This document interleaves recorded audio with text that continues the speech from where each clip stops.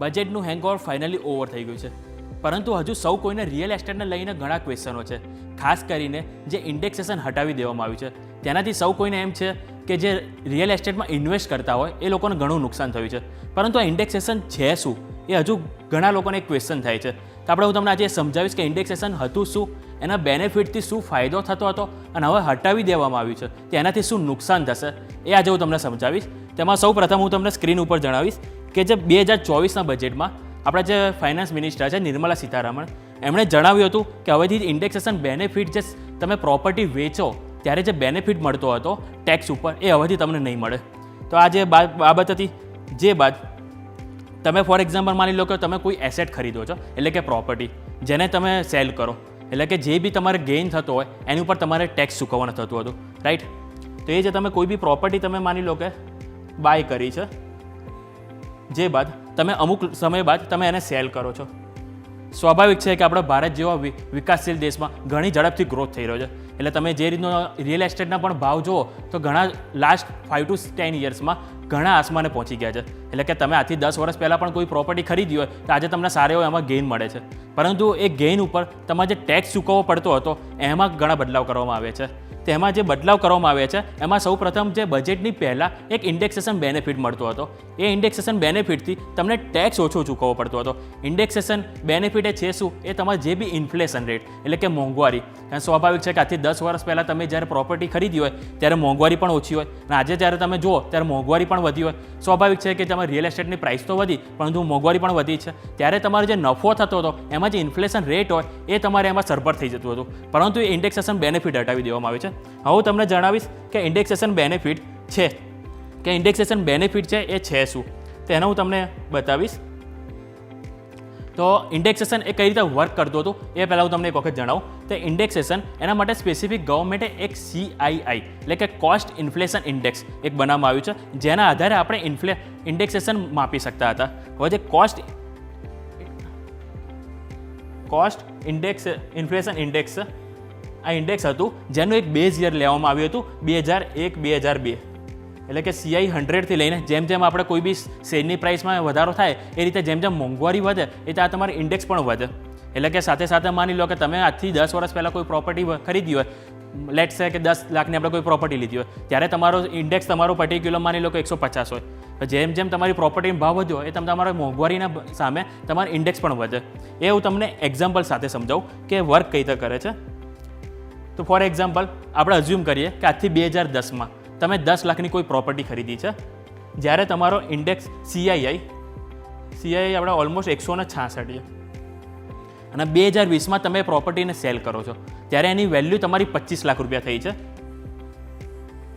અને એનું તમે કોસ્ટ ઇન્ફ્લેશન ઇન્ડેક્સની વાત કરું તો ત્યારે વધીને 290 થયું છે, કારણ કે સ્વાભાવિક છે કે 2010માં જ્યારે તમને 10 લાખ પ્રોપર્ટી હતી ત્યારે તમારો CII 166 હતો ઇન્ફ્લેશન રેટ, ત્યારે તમારી પ્રોપર્ટી વધીને 25 લાખ રૂપિયા થઈ ગઈ, તો તમારી મોંઘવારી પણ વધી હશે 10 વર્ષમાં, એટલે એ વધીને 290 ઉપર આવ્યો છે. હવે તમને કેલ્ક્યુલેશન કઈ રીતે થતું હતું એક વખત હું તમને જણાવું કે કેલ્ક્યુલેશન એની જે પરચેસ પ્રાઇસ એટલે કે 10 લાખ ગુણ્યા કરંટ યરનું જે કોસ્ટ ઇન્ફ્લેશન ઇન્ડેક્સ હતું એની સેલિંગ યરનું, એ તમારે એટલે કે 2020નો જે તમારો CII હતો 290 રૂપિયા અને ડિવાઇડેડ બાય પરચેસ યર એટલે કે 166 રૂપિયા, એને તમારે બાદ કરવામાં આવતું હતું. જે તમે એક્ઝામ્પલ અહીં તમે જુઓ કે 10 લાખને આપણે અહીંયા 290 સાથે આપણે ગુણાકાર કર્યો છે, જે બાદ 166થી બાદ કર્યો, એ બાદ રકમ આપણે હાથમાં આવી 17,46,988 રૂપિયા.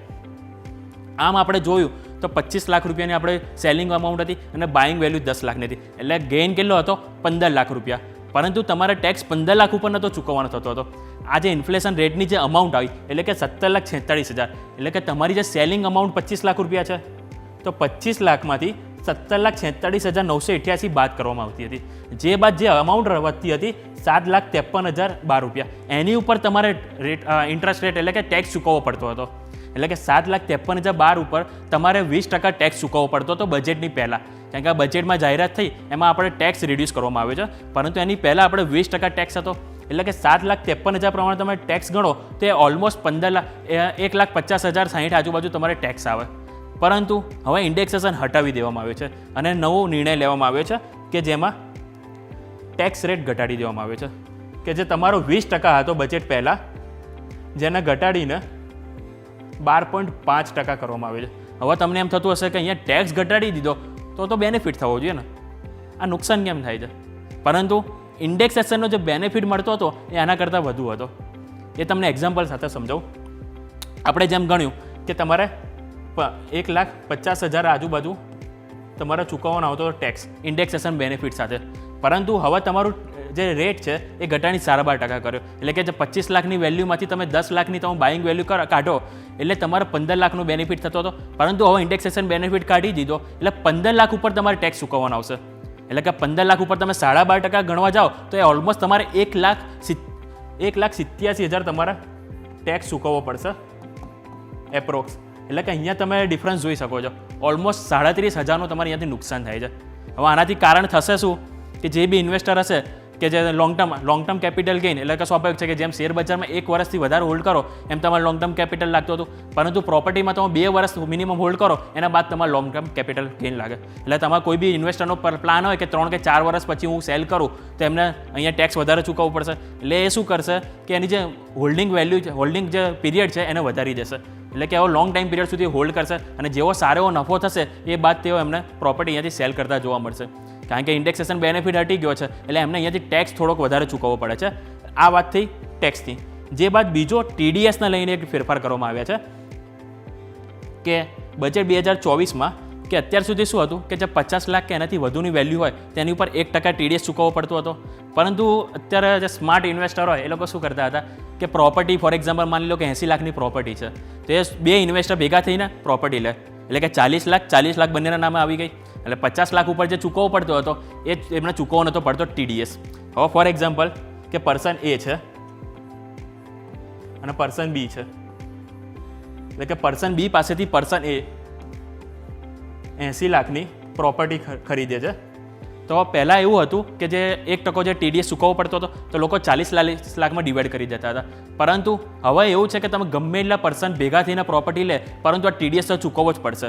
એટલે કે 80 લાખની આ પ્રોપર્ટી ખરીદશે તેની પહેલાં 8,000 રૂપિયા 1%, એટલે કે માફ કરજો 80,000 રૂપિયા એમને પહેલાં TDS ચૂકવવો પડશે અને પછી જે રકમ છે એ એમને બીને ટ્રાન્સફર થશે. એટલે કે જે 80,000 જે છે ચૂકવવો પડતો એ કમ્પલસરી એવું ચૂકવવું જ પડશે, ભલે તમે પછી 1 ઓનર હો, 2 ઓનર હો કે 3 ઓનર હોય. એટલે આ એક બદલાવ કરવામાં આવે છે. એટલે ખાસ કરીને ઇન્ડેક્સેશન કે જે બેનિફિટ મળતો હતો એ હટાવી દેવામાં આવ્યો છે અને સાથે સાથે આપણે વાત કરી એમ TDS કે જેમાં 1% જે લાગતું હતું 50 લાખ ઉપર, પરંતુ એમાં જે 2 ઓનર કે 3 ઓનર ભેગા થઈને જે TDS જે બચાવવાનો પ્રયત્ન કરતા હતા તે હવે નહીં બચે. એટલે ખાસ કરીને રિયલ એસ્ટેટમાં જે ઇન્વેસ્ટ કરતા હોય એ લોકોને મોટો અહીંયાથી ઝટકો લાગ્યો છે. અને આ જ કારણથી જે માર્કેટમાં સૌ કોઈને ચર્ચા ચાલી રહી છે કે ઇન્ડેક્સેશન હટાવી દેવાથી ઘણું નુકસાન થયું છે, એની પાછળનું આ કારણ છે કે જે આપણે ડિફરન્સમાં જોયું કે ઓલમોસ્ટ આપણને જે 1,87,000 જે ચૂકવવું પડશે, જેની પહેલાં આપણને 1.5 લાખ આપણે ટેક્સ ચૂકવવો પડતો હતો 25 લાખની વેલ્યુ ઉપર. તો આ એક કારણ છે કે જેના કારણે આપણને એક મોટો ફટકો જોવા મળી શકે છે.